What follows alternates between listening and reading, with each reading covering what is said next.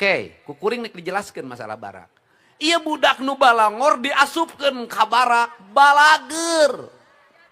Kaluar ti barak cerik embung balik.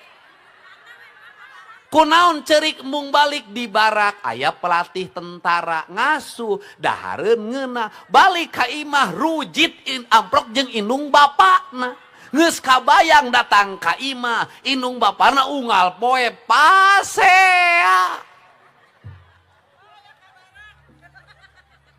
Di kuring aya 60 nu teu embungan balik. Oh aing mau nini teu hayang teh. Ya, jadi kan teu mungkin aing gubernur kudu nguruskeun rumah tangga. Tong borong nguruskeun rumah tangga sia aing ge bubar.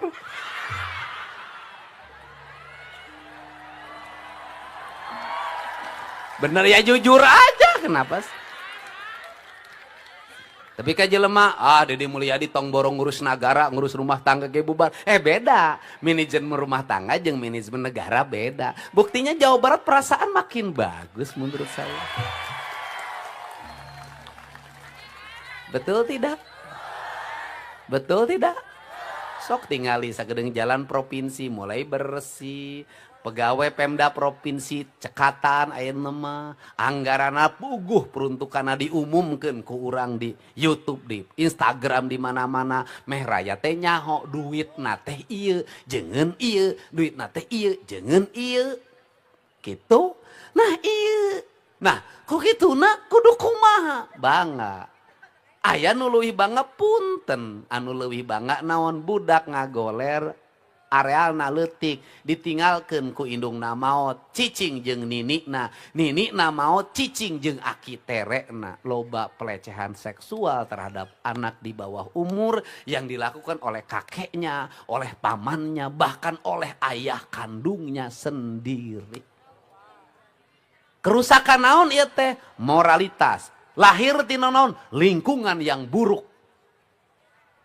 Jadi lingkungan urang teh geus teu nunjang, budak urang rek ulin di lingkungan balangor, budak leutik nyaroo HP, lalajo film por.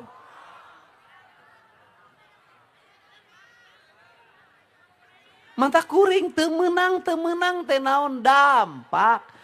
Bu, barang mimiti budak ngaleupaskeun HP lain perkara gampang. Tapi ibu kudu tega ka anak-anak ibu, kudu tega.